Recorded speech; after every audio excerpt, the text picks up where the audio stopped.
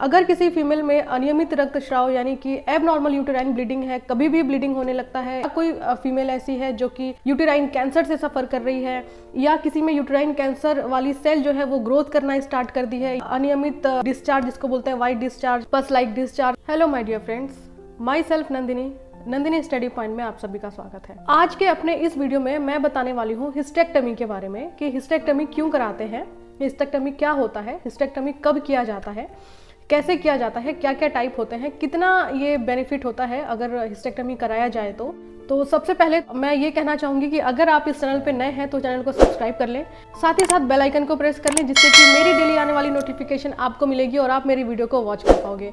Video शुरू करने से पहले मैं ये बताऊंगी कि बहुत सारी महिलाएं हैं अपने इंडिया में जिनको पता है कि किस तरीके से किसी भी चीज़ को पता लगाया जा सकता है, कब जाना है डॉक्टर के पास, और जो ट्रीटमेंट चल रहा होता है उसके बारे में भी उनको अच्छे से पता होता है बिकॉज जो उनकी डॉक्टर होती हैं, अगर मैं गायनिक की बात करूँ तो काफ़ी अच्छे से उनको समझाती हैं कि आपको ये प्रॉब्लम है, हम ये करेंगे और आप इस प्रॉब्लम से छुटकारा पालोगे।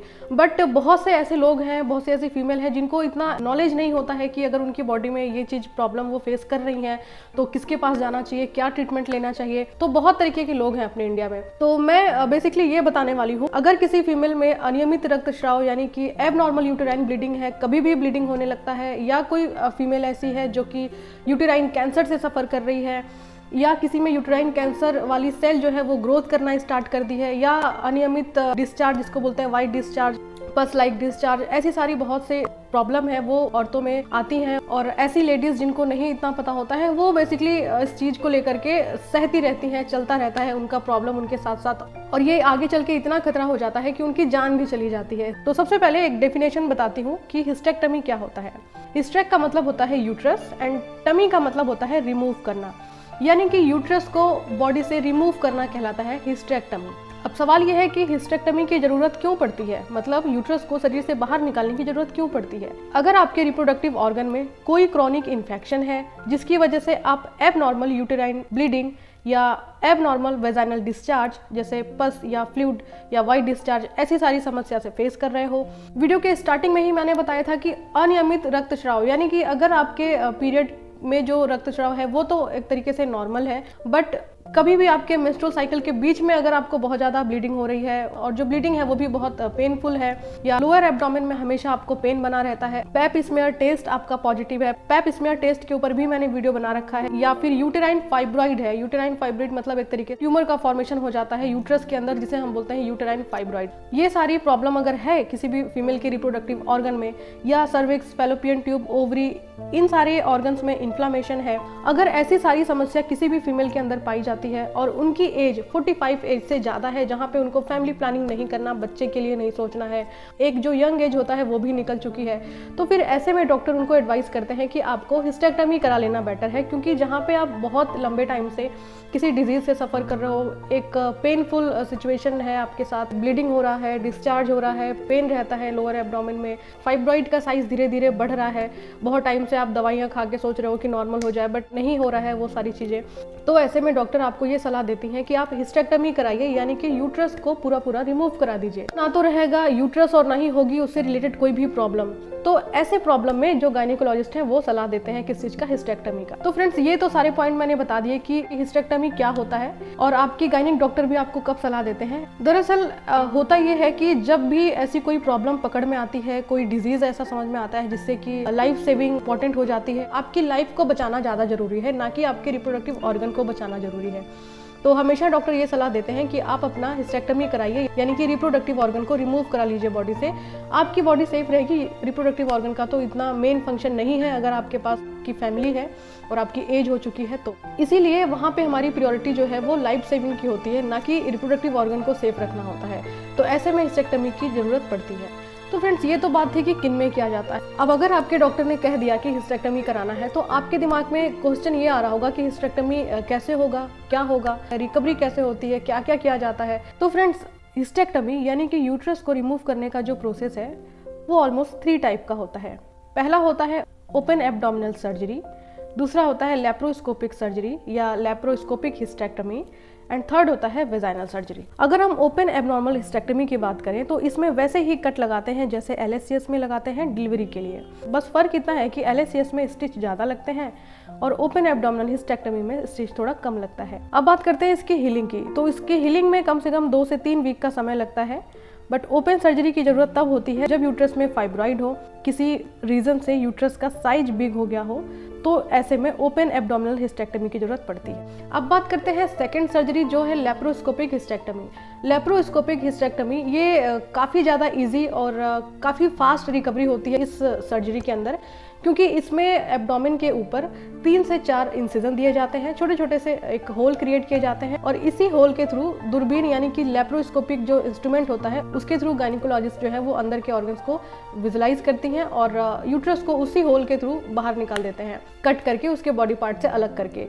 तो इस सर्जरी को हम नाम देते हैं लेप्रोस्कोपिक हिस्टेक्टमी। तीसरी सर्जरी जो परफॉर्म की जाती है वो है vaginal hysterectomy. Vaginal hysterectomy mostly उन फीमेल में किया जाता है जो बहुत ओबेज फीमेल है, जिनमें कि सबक्यूटेनियस मसल्स इतने ज़्यादा हैं कि लेप्रोस्कोपिक परफॉर्म नहीं किया जा सकता है, तो ऐसे में वेजाइनल हिस्टेक्टमी परफॉर्म किया जाता है। एंड सेकंड होता है कि ऐसी कोई फीमेल जिसके अंदर यूट्रस प्रोलैप्स हो। यूट्रस प्रोलैप्स का मतलब होता है कि पहले से ही जो यूट्रस है वो अपने सामान्य स्थान से थोड़ा नीचे की तरफ आ चुका है। तो ये दोनों कंडीशन है जहाँ की वेजाइनल हिस्टेक्टमी किया जाता है और इसमें थोड़ा सा इंसिजन देते हैं, वैसे ही देते हैं जैसे एक एपिजियोटमी में थोड़ा सा कट आता है, नॉर्मल डिलीवरी में थोड़ा कट आता है, वैसे ही जो वेजाइनल हिस्टेक्टमी है उसमें भी इतना ही कट आता है। तो ये 3 थे हमारे जो हिस्टेक्टमी परफॉर्म किया जाता है 3 तरीकों से। तो पहला जो है एब्डोमिनल हिस्टेक्टमी, उसमें क्या है कि ब्लीडिंग लॉस थोड़ा ज़्यादा होता है और रिकवरी भी बहुत देर में होता है, हॉस्पिटल स्टे भी थोड़ा ज़्यादा है। और लेप्रोस्कोपिक सर्जरी या लेप्रोस्कोपिक हिस्टेक्टमी में आपका हॉस्पिटल स्टे बहुत कम होता है, रिकवरी बहुत जल्दी होती है बिकॉज छोटे छोटे से 3 इंसिजन बनाए गए हैं इसलिए,